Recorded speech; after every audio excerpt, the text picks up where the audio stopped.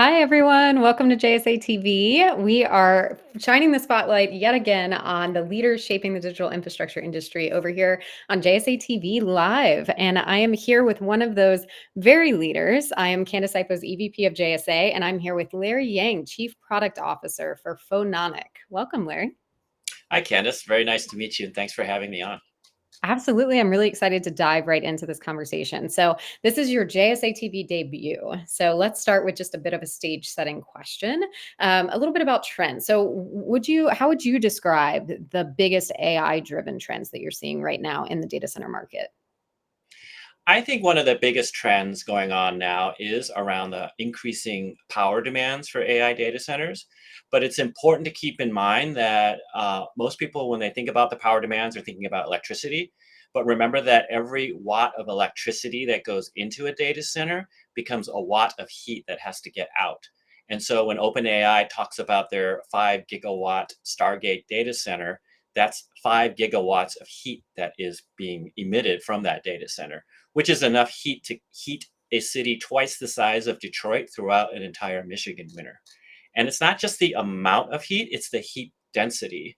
Today's state of the art NVIDIA Blackwell AI rack gives off over 100 kilowatts of heat. That's the equivalent of 16 dual burner gas barbecue grills all crammed into the space of a little phone booth. And so the ability to get the heat out is actually limiting the performance of AI processors. In some cases, they have to slow them down because they just get too hot in that small space. And so a better cooling solution can actually unlock more performance out of these AI processors. That is really interesting. I've never heard it broken down in that way with such a practical example with the grill. So thank you. I will remember that forever. So this sets me up really well for the next question. Thank you very much. So you all offer a solid state cooling solution. So could you say a little bit about why you think that solid state is a differentiator, or why that's the future for data center operators? Sure. Data centers today are cooled using either air or liquid. And in both cases, when there's a sudden spike in heat, the response from those cooling systems is very slow. It's so slow that what typical data centers do operators do today is they set the cooling load for the peak demand, and they just set it and they forget it. And so as a result, they're overcooling their data centers, and so up to 40% of energy going into the data center is actually spent operating the cooling system. And so with solid state, you have two distinct advantages. One of them is that there are no moving parts. And so it can respond very quickly to demand. The other is that it's small. Our largest solid state cooling chips are about the size of a US quarter. And so you can actually provide cooling just where you need it. And so you're not overcooling an overall system. You're not over provisioning cooling like it's done today. You can save energy and increase performance by only cooling when you need it and where you need it. Our solid state thermoelectrics are actually already used today in data centers. We shipped over 30 million devices that are cooling the lasers that drive on the ends of fiber optic cables within and between data centers. In fact, there's a good chance that the lasers that are beaming this very podcast right now are already being cooled by phononic solid state chips. Ah, yeah, very nice. And you mentioned the Blackwell chip, so and we'll tie that into NVIDIA GTC, which you just recently got back from not too long ago. And you wrote on Phononic's website. I saw a post from your standpoint on some of the top takeaways from the conference. So could you give our viewers just a little sneak peek into your big takeaways?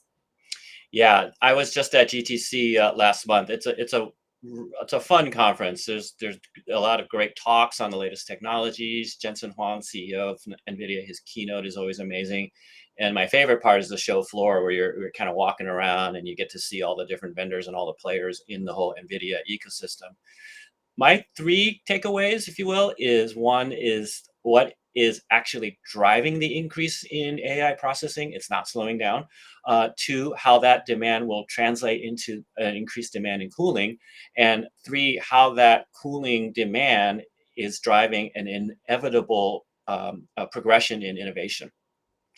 And so at the conference, they talked a lot about what's driving AI demand. And what's driving it is the thing people are referring to as agentic AI, AI being done by agents. It's an evolution of AI systems from getting away from kind of the back and forth chatbot that you have now. You ask a question, it's kind of the right answer, but then you have to ask a follow-up question, and you just kind of go back and forth and you're tuning the response. Evolving from that to an agent that can work more independently, be more solution oriented, or can solve a more complex task or bring an answer to a more complex problem on its own, actually doing the back and forth on your behalf and getting better and better at it and being able to deliver that result for you, so you're not spending all that time. That, of course, requires a lot more AI processing. The industry is forecasting up to $1 trillion in capital expense in 2028 for investments in AI data centers. That's according to the Del Oro Group. So that's what's driving the demand. And of course, that increase in compute capability will then drive a demand in increased cooling. I mentioned today's Nvidia Blackwell rack gives off about 100 kilowatts of heat. The next generation rack, called Rubin, will give off up to 600 kilowatts of heat.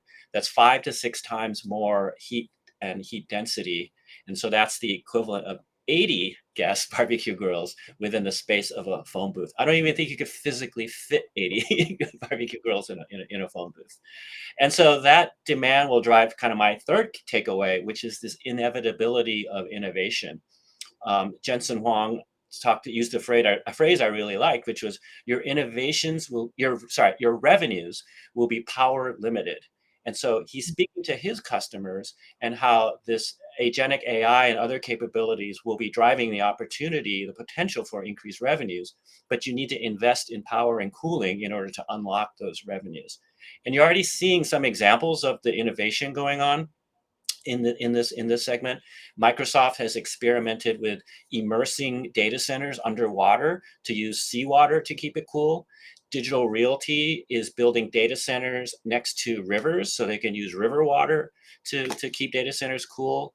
And I just read about a startup called StarCloud that's actually launching data centers into space to use space as part of its ability to keep the data center cool.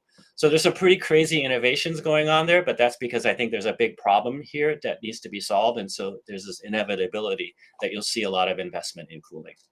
Absolutely, absolutely, and you all are no different, right? It's some super innovative technology coming from Phononic.